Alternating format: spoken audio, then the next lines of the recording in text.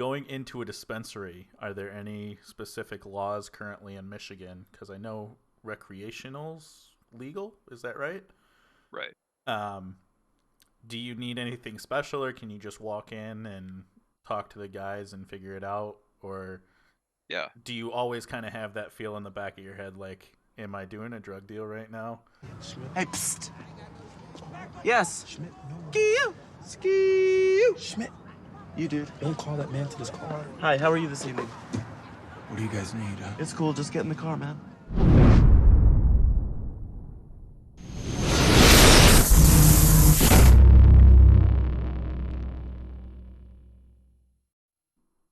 Yeah. I guess first let's start with what is your craft? What for me, What what I know what you do. What do what you do I do? yeah, what do you do for work? What do you do for like your hobby on the side? I don't know that I want to discuss work, Okay. So let's skip that part. so I can mention it like awfully, Yep. but I don't know. Okay. But I grow weed or marijuana. Yep. That's something I've done for I don't know, man. It's been a while. It's probably been 6, 8 years. Okay. It's 2020, Yep. so I think. So I was at LPT for 6 years. So yeah, probably 7 years, I would say, that I've been doing it.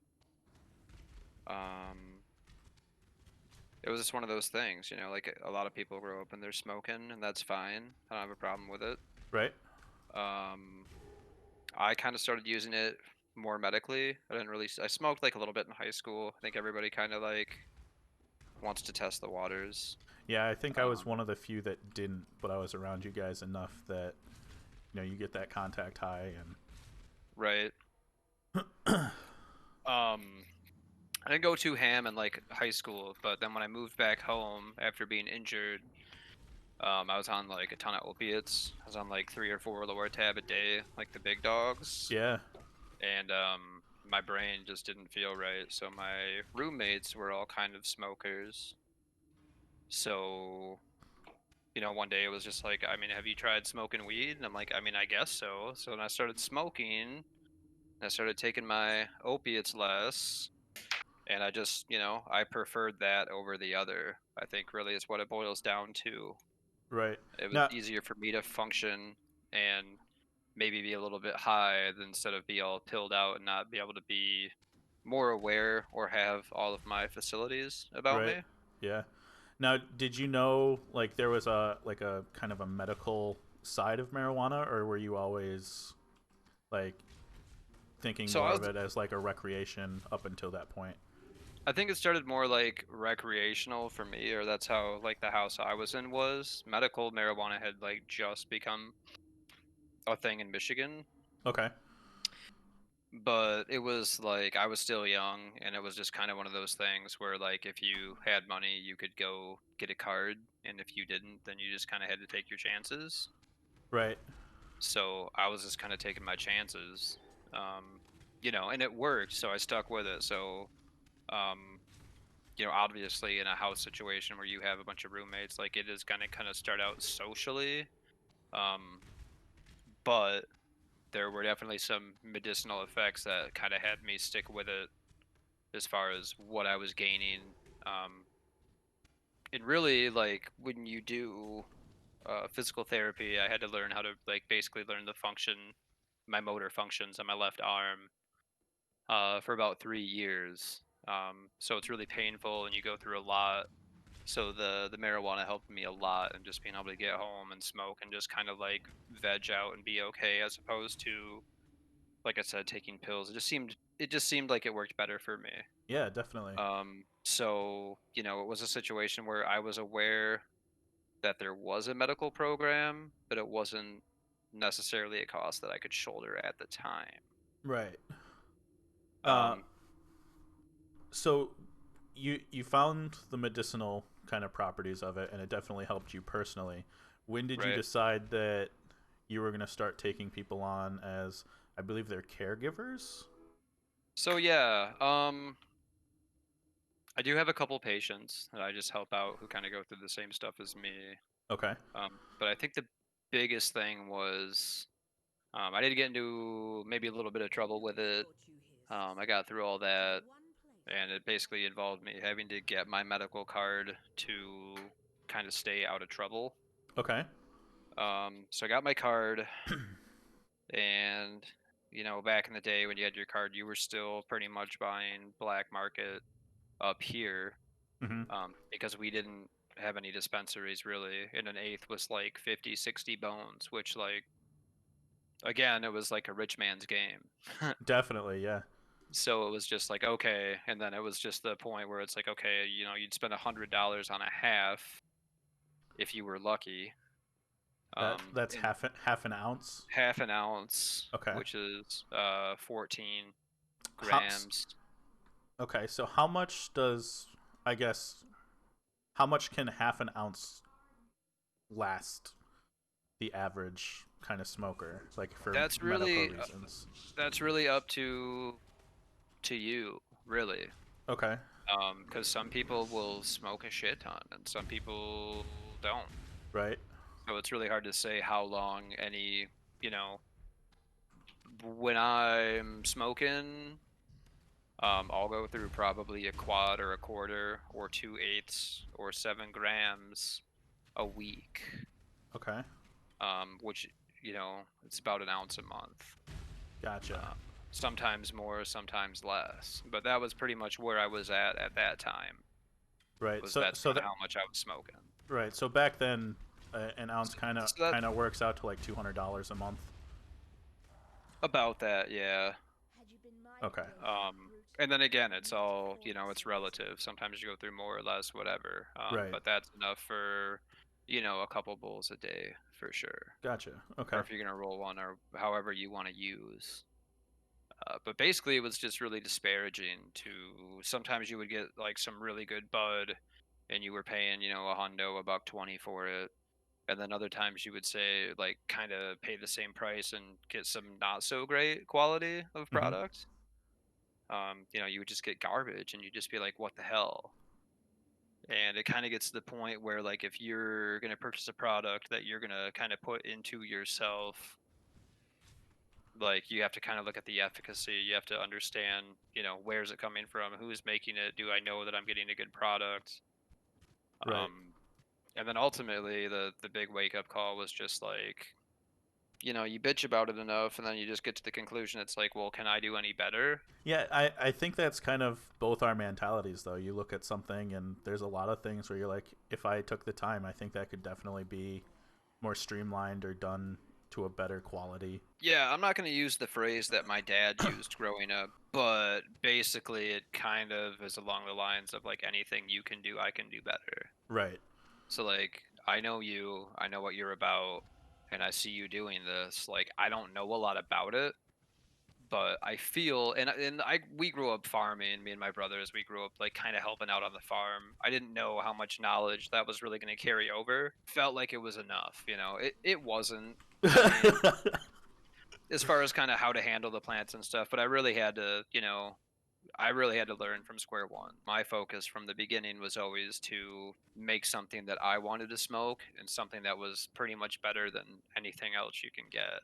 So that was kind of my focus going into it. Whereas nowadays, and even back then, like for a lot of people, like the dollar drives it, where they'll do it, oh, well, if I run these lights and I'm going to get this much weight, I'm going to make this much money. And that's kind of like the end of their thought process, where mine was like, how do I do it? How do I do it right? How do I get really good product? Because that's what I want to smoke. Right. And ultimately, if you're looking at the bottom line side of it, quality is going to keep people bringing back. Quantity's going to get you that one time, hit, and nobody's going to come back and see you. Yeah, exactly. It's not a one-time deal. You're looking for repeat. I'm not a person who wants to put my name on anything, typically, unless it's something quality and something I can be proud of and kind of stand behind. Right. So I didn't want to grow like swag or just like knock shit out and be like, oh yeah, I did that. Like there's a lot of people that are just happy that they accomplished the goal. But for me, that just never really seems to be enough in anything I do. Right. Um, There's always like you get there and then there's just okay, where's the next bar? Like how Mhm. do we keep going? It's not okay, I made it, let's take a break. It's like, all right, you finished this part out. What's next? What's Right. next? Like where are we going? What are we doing? Okay, like you can grow. Okay, so now we're gonna look into extraction. Now we're gonna look into distilling. Like there's it goes really as deep as you want to go. Right. It does seem kind of like the rabbit hole's pretty deep when it comes to how far you want to apply yourself to this. It's beneficial. There's also a lot of lore involved too. So some of it you got to kind of take with a grain of salt. Right. And some of it is like legitimate science where you should definitely heed the warning of the knowledge and how it's been done. So I kind of want to talk about where you're at now, kind of, because I know you've been in some competitions where you've done some pretty outstanding like results, and then kind of go back and look at like what Square One looked like for you, because you said you had the farming experience, and it still didn't really help with Square One trying to figure out what you were doing. Right. So let's start with some of the recent, or the most recent competitions you've entered your stuff in, what your results were, and where do you see that, like is that like national recognition, is that like statewide? So yeah, it's 2020, so there's no Cannabis Cup this year. Okay. It Is that seems like because of COVID or? it's COVID related. It looks like they've popped a couple of them off. But when I looked into it in the spring, the word was pretty much like no. And if you've ever been to a cup, it's pretty wild. Mm-hmm. So the first time I went, there were just e-nails and dabs like right through the gate, and everybody's hitting off the same piece. So you can get a filter or Gotcha. whatever, but for the most part, they're like, yeah, we can't. You know, they're just like, no, because I had called High Times to see kind of what the deal was and what was going to happen. Okay. In 2019, up here they do like the Cherry Cup, which is pretty much a lot of the growers up here, warehouse, local growers, pretty much from Grand Rapids up north. It's one that a guy puts on, but there's been some big wigs that have gone there and seen stuff, and there's a few kind of big dogs up here that they enter every year. So I was kind of at the point where I kind of wanted to put my stuff up and kind of see where I was with a competition. It was more for me, it's like I think I got it down. I had a couple run-ins with a couple people that made me feel not so great, but that kind of rattled me a little bit. So I was just at the point where it was just like, well, now I need an accolade. Yeah. So I did enter the Cherry Cup. I put my strain in the indica category, and I ended up winning. Fresh Coast Genetics was there, Urban Meds was there. There were a couple guys from Detroit, a couple guys from Grand Rapids, that had all kind of came out and put their stuff in. Uh-huh. And here I was, just like a craft grower. Like I don't have a warehouse, I don't have a team. It's pretty Right. much me, and then like me and my lady now. Yeah, it won. It was humbling. I made sure to thank everybody for their support who supported me through everything. That was probably my biggest achievement with that, was just, kind of going in there as just some guy and being able to walk out. I keep the trophy on the mantle. It collects a little bit of dust. Yeah, definitely though. But it was cool, and I was going through a lot of shit. I was actually late to the ceremony because I just gotten out of the hospital the day before, but I was like super sick. And then we went to the ceremony, and it was just it was cool, and it kind of got rolling like right after we got there, and I didn't really realize it until the end. Starting was hard. I had a partner, two guys kind of trying to figure it out. You're gonna butt heads a lot, but he had decided, kind of the equipment we were gonna get. So we ended up trying to run two double-ended lights in a tent, which, I mean, I could talk about lights, but basically that's probably the biggest heat producer that they make in a Uh-huh. light. And then to try and do that in a 7-foot tall tent, with a couple of them in there, is like, we weren't ready for what that was all going to entail. And then we were trying to do an ebb and flow system, but it became apparent pretty quickly that that wasn't kind of how I wanted to do it. but I just bought the house, so I had a little bit of money. So like I was buying like the good shit. I was buying good fans and lights and stuff. And we got a couple runs out. We got a couple really nice LEDs from a company. They were his. So when we had broken up, he had taken them with him. So there I was, like a year in. I had a lot of money into it, and those lights went out the door. So I kind of had to figure it out. Right. Um, Now lights, is that like half your system, like when he ends up leaving like that, or well, I had the other lights as well. Mhm. But we were running, yeah, that took like basically half of the lights away because we were only running 4. Um, and it also gave me more of a heat issue to deal with again. Right.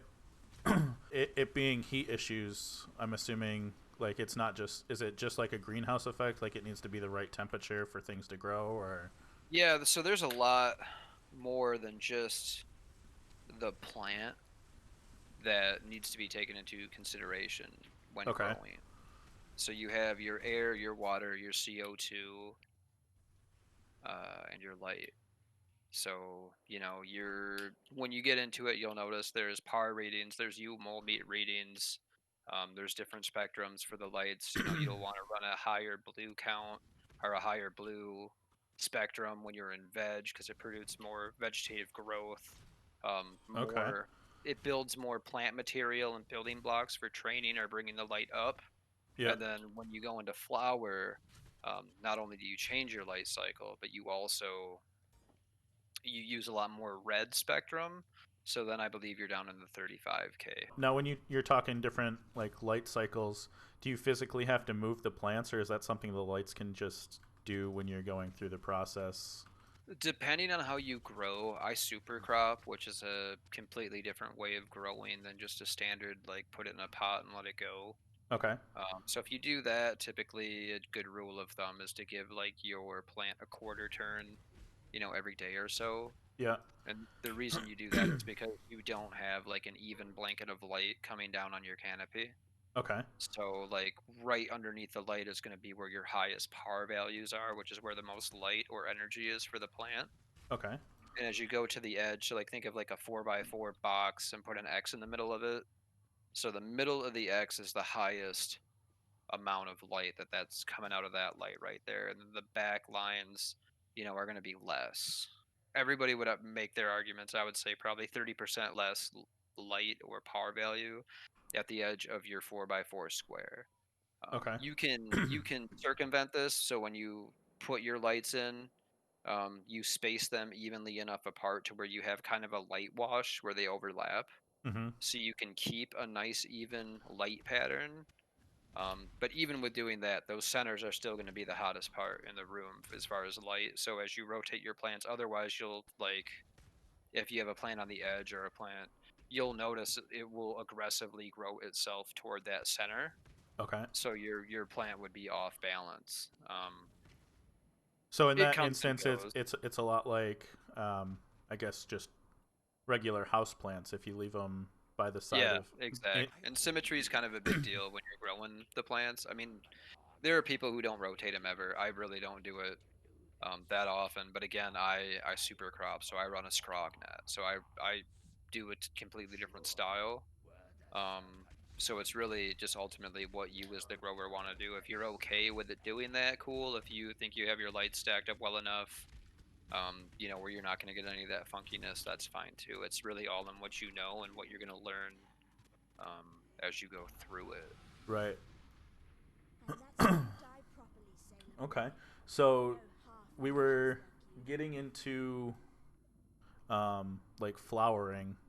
Is that kind of like the last cycle of like your grow cycle? Like when they flower, are you pretty much done outside of harvesting, or Yeah, so you'll clone or you'll seed, so you'll have them in like baby stage, where they're pretty fragile, but they're okay.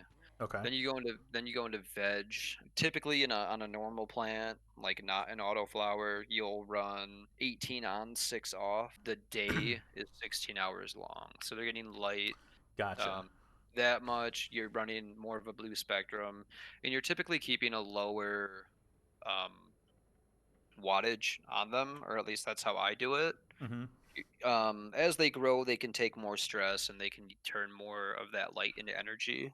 But when they're small, I mean, whether you have a 300-watt LED on them, whatever percentage of that you're giving them to them, or whether you're blasting them with a 1,000-watt LED, they're only going to be able to use X amount of that light. Right. So you're wasting energy if you're, running your big dogs on them. You need to work around what the plant's telling you to do and what, sometimes that's some really goofy shit, but you got to do it. But flowering, once you go into flower, typically at that point you are going to be under 1,000 watts. 1,000 watt is just kind of the gold standard for flowering. I've seen people run 12 hundo, whatever. Hmm. That's fine. What's probably the lowest you've seen that's been successful on flowering? People will flower under 6 hundos. Okay. It's just really what you want to pay for your light bill. How Gucci you want to be? Yeah, I mean, 1,000 watts will definitely give you, a nicer cola, and it's really, what your focus is under. I mean, I run LEDs now, so my LEDs at 100%, which pull the same power as a 1,000-watt bulb, only pull 680 watts a piece. So I'm already cutting that down just with the light technology and where it is now. Right. But yeah, back in the day, like you would see 600-watt flowers, maybe not as often, but they were out there. I knew a couple of people who did it. Their stuff always looked fine. It was just always one of those deals where it's like, but what if you would have ran them under thousands? Right. Would you have ate that extra energy up, or are all of us guys blasting, 1,000 or more watts on our plants crazy? I don't know. Right. But it's 1,000 watts is your, 1,000-watt or 1,000-watt equivalent. And that can only be determined through par. Don't buy a cheap light that says it's 1,000 watts because it has like 100 5-watt diodes or 2-watt diodes, whatever. That's not the same. It's what it's power consumption. How much is drawing is how much you're using. Not it's goofy. Right. But that's a whole lights. Just you got to know you're getting a quality product. You need to put the research in. You need to find out what people are running and what works.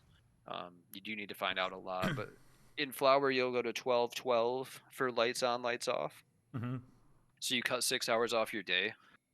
Okay. And then you also go into your red spectrum. Okay. And part of that is you are, when you run a normal plant, they have a flower period, which is X number of days, typically 8 to 10, sometimes 12 weeks. But what you do by shortening that day and then putting the red spectrum is you're automating the autumn sky. The days are getting shorter, the light's getting, more red. It's going further away. Winter's coming, so then your plant naturally goes into what I would call self-preservation mode, or hey, it's time to flower because it's time to get ready for the next Right. offspring to get rolling. Once you're in flower, there's really not a lot of maintenance you want to tackle. You'll still trim them down a couple days, but as far as training and everything else, once you get into mid-flower, once you're 4 or 5 weeks in, other than making sure your nutrients are right and maybe taking some shade leaves here or there, Right. it's pretty recommended to be hands off. Okay. The plant is no longer building plant material at that point. The plants are going to stretch their first 2 to 3 weeks of flower. They can go anywhere from 20% to double the height that they are when you're in veg. So that's something to be Wow. aware of. How tall is like the average plant, or does that change? It really varies. Again, like strain specifically, some plants will get taller than others. Okay.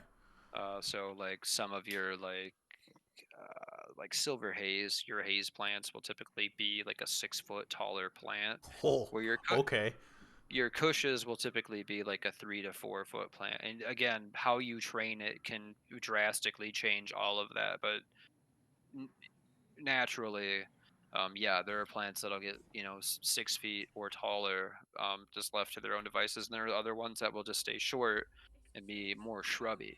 Right. Okay. So that's kind of the height on that.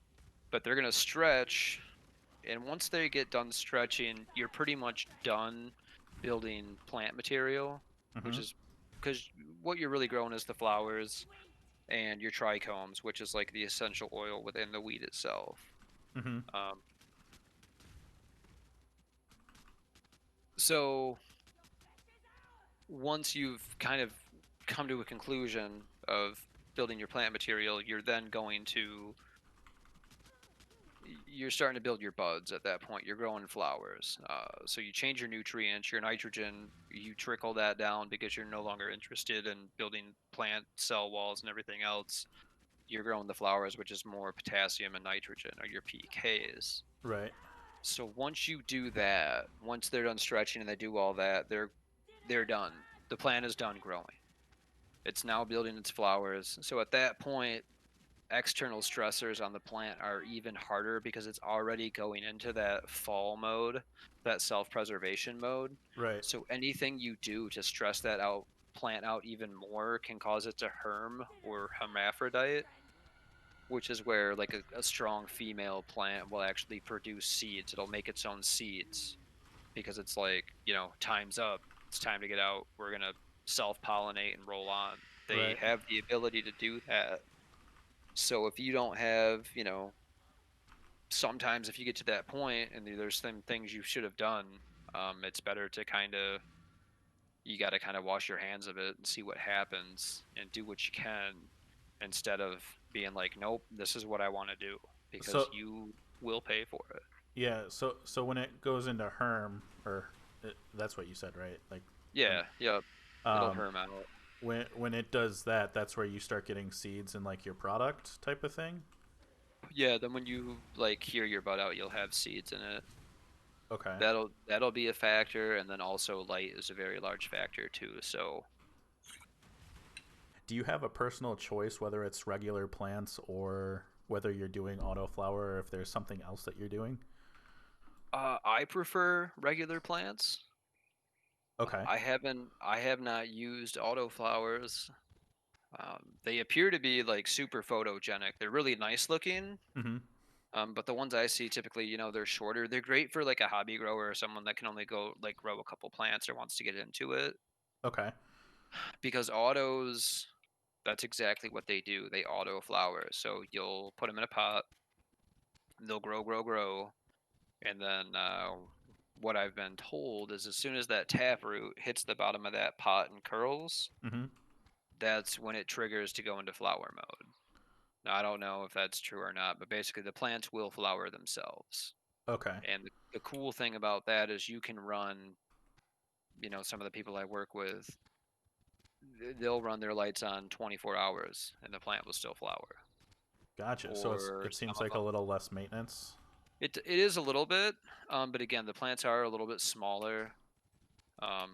I think you could probably try and super crop them, but it's a different game. You got to be on top of it to the point where you're like, okay, I'm flowering now. Now I'm changing my nutrition. Um, if you're running like flood tables, some people will like them because you can just have like a really dense canopy and plant like a ton of them Right. because they are a little bit smaller and still hit the same yield. Regular plants will be either male or female. You can buy a feminized too. A feminized is just a feminized genetic of a regular seed. So it's still going to go through what's called a photo period, Mm-hmm. and have to play by the rules of the 18-6-12-12. So Gotcha. regular Okay. plants, you can veg a regular plant and keep it under the parameters of that light cycle indefinitely.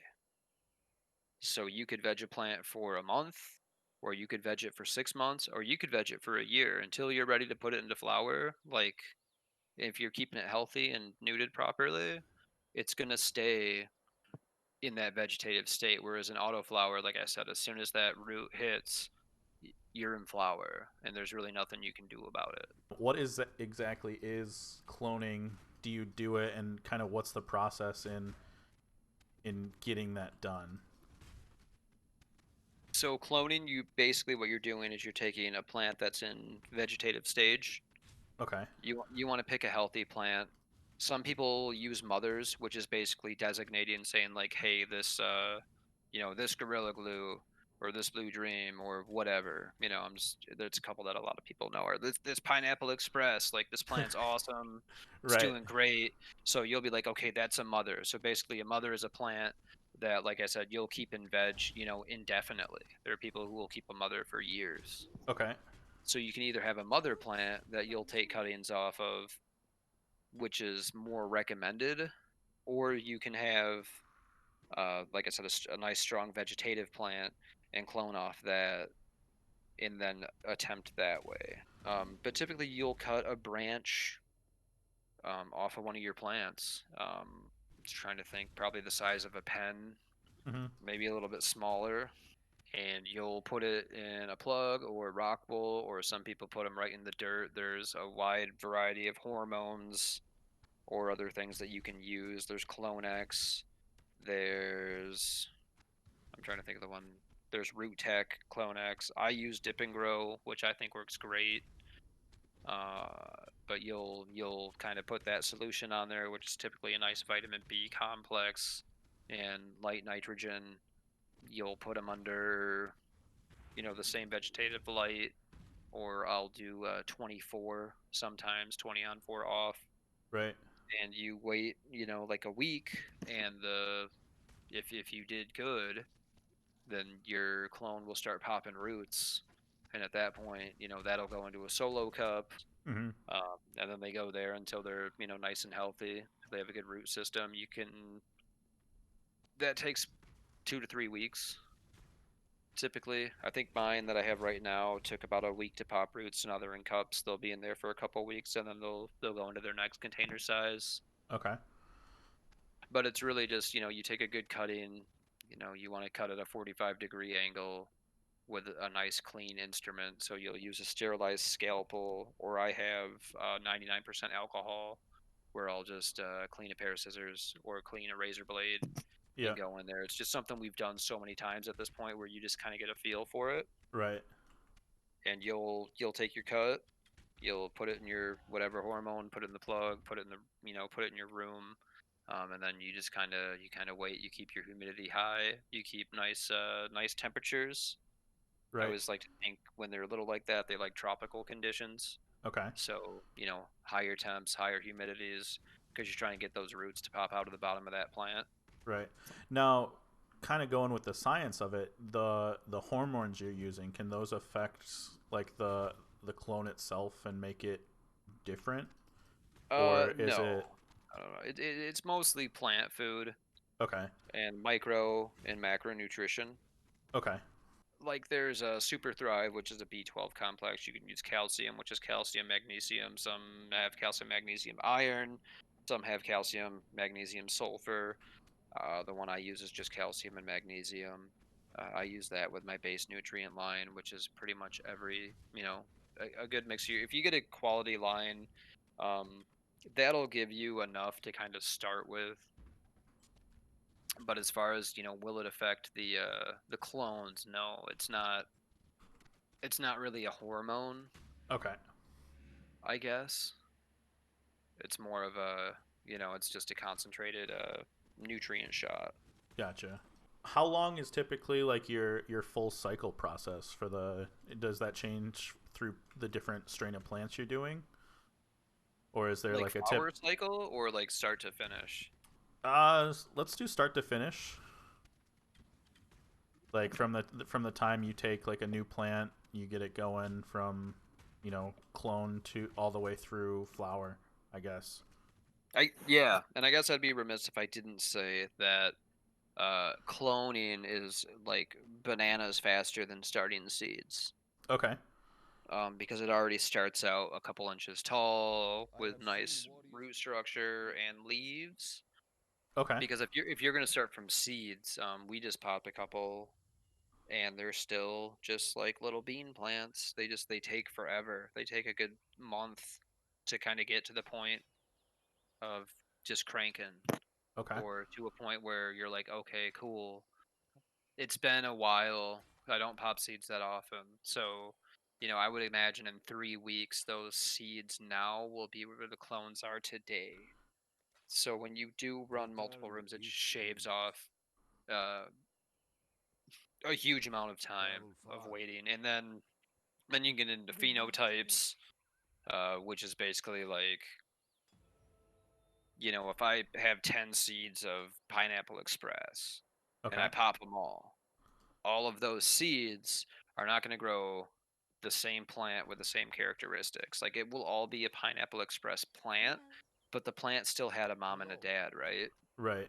So you got to think like some are going to be boys, some are going to be girls, some boys are going to have more maternal aggressive traits, and then other ones are going to have more paternal traits. They're going to, you're going to kind of have a whole bunch of different, the bud structure on Mun might be completely different than the other one. Typically they're pretty in line, they don't swing out crazy, Right.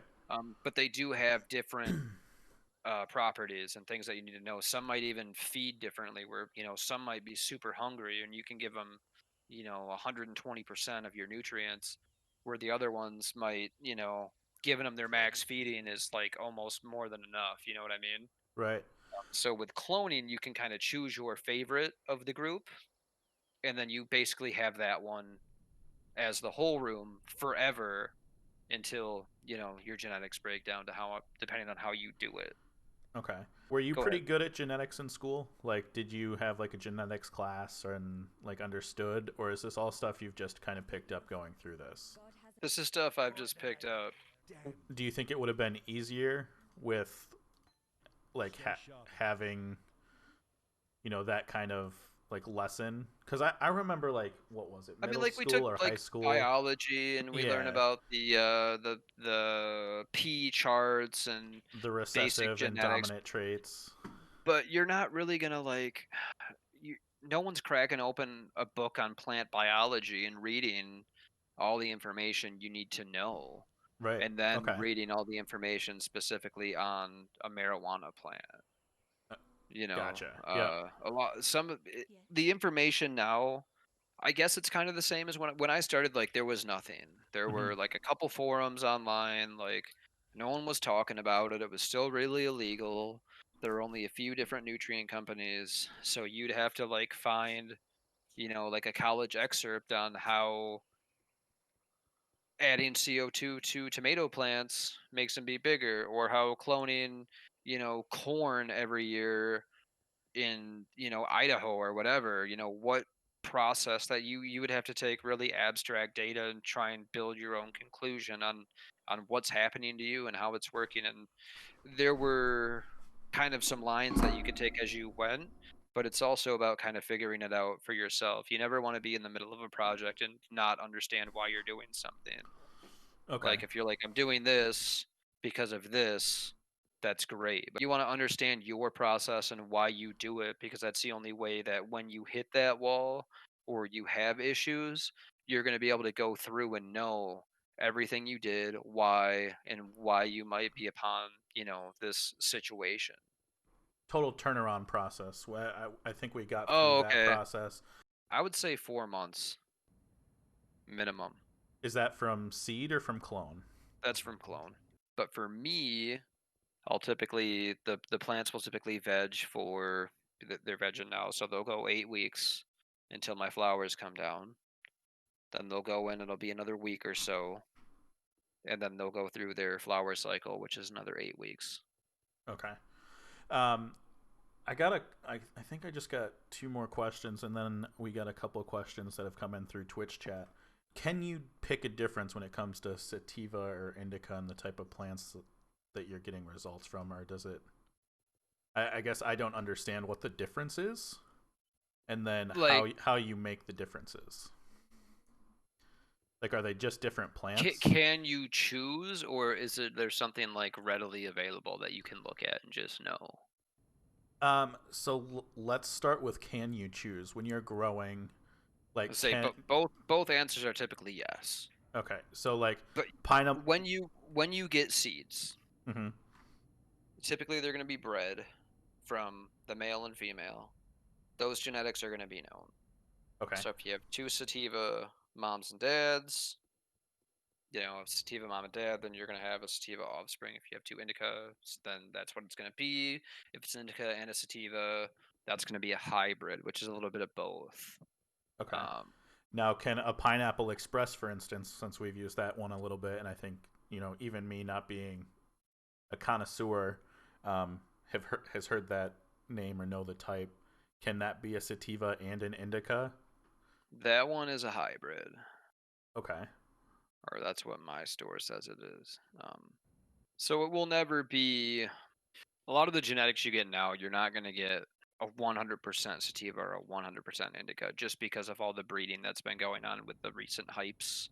Okay. You can get some legacy strains if you trust the breeder to know what it is, but you can get pretty damn close as far as like a full sativa or a full indica. The other thing, like I was saying with phenotypes, is when you do have the male and female offspring, you could have, typically they'll call it like a 70-30 and 80-20, where it'll be like 80% sativa, 20% indica. And, that's how they'll gauge, you'll say it's like a sativa or an indica leaning hybrid Okay. for like which one has more beans in the basket.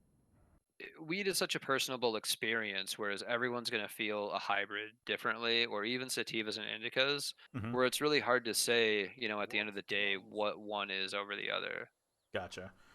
Um, so moving on to like the last question I have, if you had to start completely over, what's something that you wish you would have known when you started the first time? Like, would it have been more research? Would it have been like not going as big on certain equipment? Um, is it how much space you actually need for it? What's something that you would change if you had to start over? It's hard to say what you would change when you've kind of, when you're deeper into it. There are some things I would have liked to have done differently, sure. But some of those hard lessons you just have to learn, and you're gonna be better for it. Like, yeah, you're gonna take a hit and it's gonna hurt, but the lessons that you get, are really valuable. Okay. A lot of the guys that come to me and they'll kind of want to start, they'll want to get into it. They'll want to buy the nicest light. They'll want to buy all this nice equipment. I would say no. I would say don't get the Cadillac light. That's what I've told myself. Hmm. Is like, just go get a hood. Any hood will do. Have a ballast to probably get a nice dimmable one so you can switch it. Okay. Not like the old school like 1,000 watt on, 1,000 watt off, or even a cheap LED would be fine, because there's so much plant knowledge that you need to have, that you're gonna, if you put the time in, that you're gonna learn your first one or two cycles, that your equipment is not the most important thing. Right. You want to make sure your air temps are right.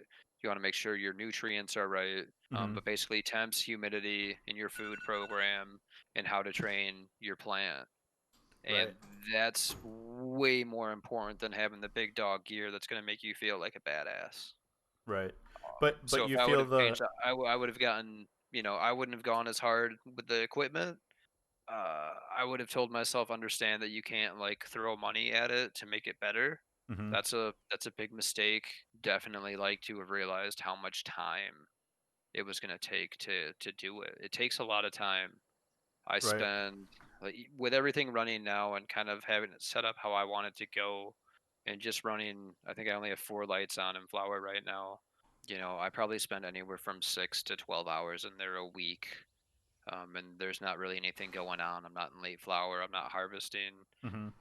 but that's how much time you need to put in there on the regular, because you need to check on your stuff every day. You need to make sure everything's where it needs to be and you're not having any issues. And you need to understand that the plant is going to tell you everything that's going on. Right. If it's crispy, if it's limey, if it's dark, if it's bending, if it looks sad, it is sad.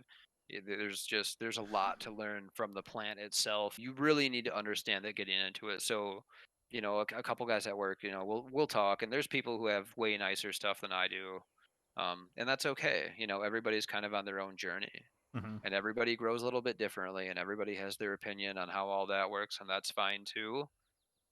But there's dudes that are just like, yeah, I just have this little LED, but I've got these couple autos going, and I'm getting a regular going, and I'm checking it out, and I'm like super supportive, because I'm like, you're doing it right, man. Like, you're using what you have to get the knowledge, And then if you want to take it farther, take it farther. Right. And if you're happy with where you're at, like that's great. Because I got to a point where I was in the beginning where it was like, well, okay, do you want to take a loss and not do this anymore, or do you want to buckle down and figure out how the stuff works? Right. Because it's gonna, dude, it's hectic, man. You put Hmm. a lot into it, and like it can all be over really quick if you don't know what you're doing. Right. So I got, I think it's one other question from Twitch right now, and it was back when we were talking about lighting and how your lights can affect growing. Um, it's something along the lines of are terpenes only affected by genetics, or can growing strategies change terp profiles? Is that something you kind of have a grasp on, or I would say that your terpenes are designated very much by genetics.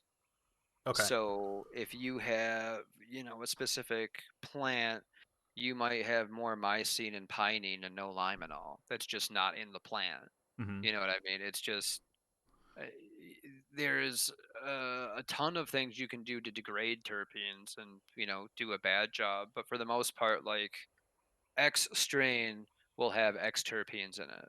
Okay, gotcha. So um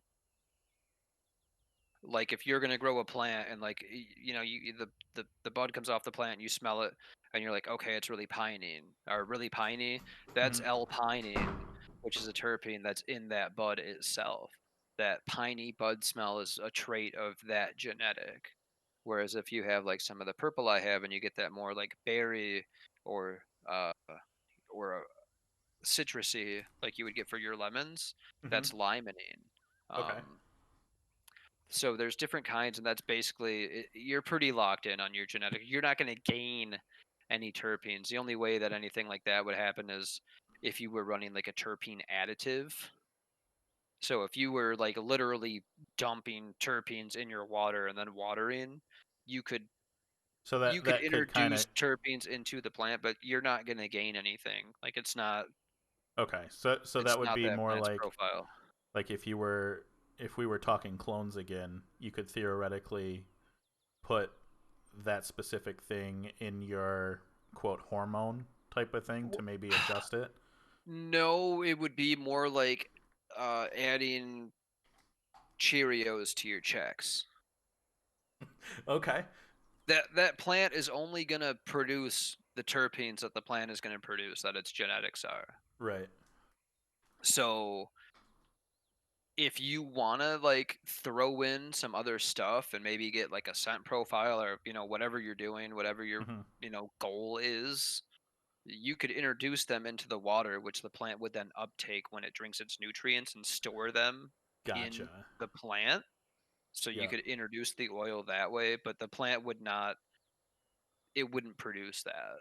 Right. So if you went to clone that plant that you just did, it's still not going to have the same terpene profile that Right. you Yeah. just created.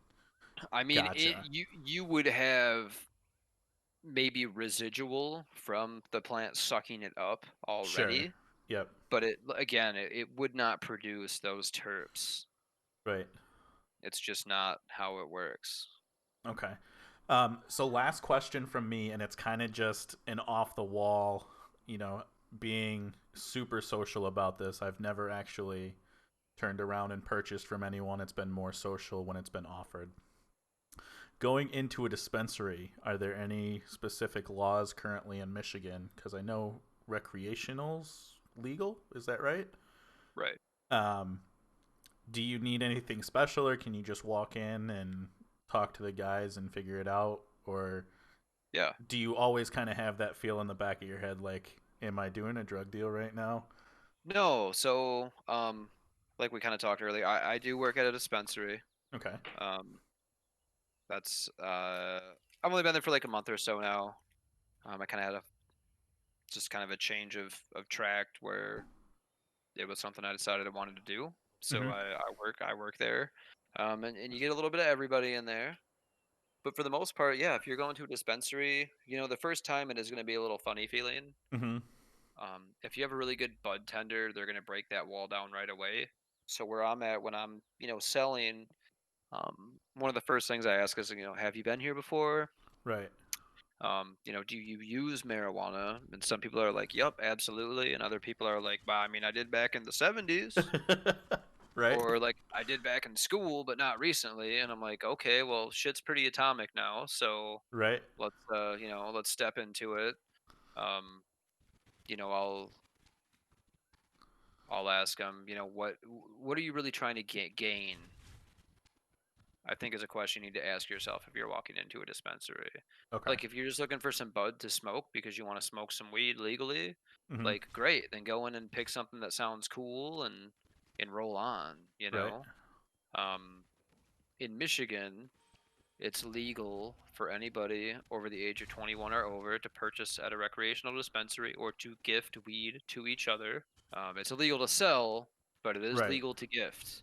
Okay. Let's gotta make that clear. Yep, definitely. So carrying in the vehicle, you can carry 2.5 ounces on your body at a time. I believe at the home you can even stash more than that, but you can have 2.5, which is a lot Mhm. per every body. If you're carrying in the vehicle, it needs to be in a lockbox and in the trunk or out of arm's reach. But the other thing is, if you are going to go to the dispensary and you're going there for a reason, then you need to kind of make it known. Where if okay, I'm going in here for pain, or I'm going in here because I want to sleep. Like if who's taking care of you is doing their job, they're gonna point you in the right direction of the products that you want to try Okay. or what they might recommend. Gotcha. So for me, if someone's like, hey, I want to sleep, we'll start off with indica. If they've got pain, we'll go hybrid indica. Once it's legalized, there's always going to be that stigmata, that you're doing something you shouldn't be, or Right. you're going to feel one way or the other. Definitely. I think that's all I got today. I do want to thank you for sitting down and, explaining a lot of stuff to us tonight. Yeah, I don't even know what I said, dude. No, but there was a lot of information in there, and it definitely kind of opens your eyes to how much time and effort that actually needs to go into having a successful grow up. It goes deep, dude. Like I feel like I just like scratched the surface on some of the things, and I'm sure there's some things that haven't been mentioned, but there's a lot to know, and Definitely. it's it's fun and it's rewarding, but it is you got to put the time in and you got to learn it because you can. If anybody can do it, then you need to do it better. Right. Well, guys, that was the first episode of Meeting the Masters. I want to take a second to thank G-Man for sitting down with us, sharing his craft, explaining his process, and how he got to where he is in the growing scene. If you guys have any questions, leave them in the comments. We'll go through and make sure those get answered. And if you know anybody that might be willing to sit down with us, being a master of their craft or just passionate about what they do, link them in the comments as well. I'll reach out to them and hopefully they'll be on a future episode. With that being said, press the subscribe button, get the weekly notifications, and guys, continue learning.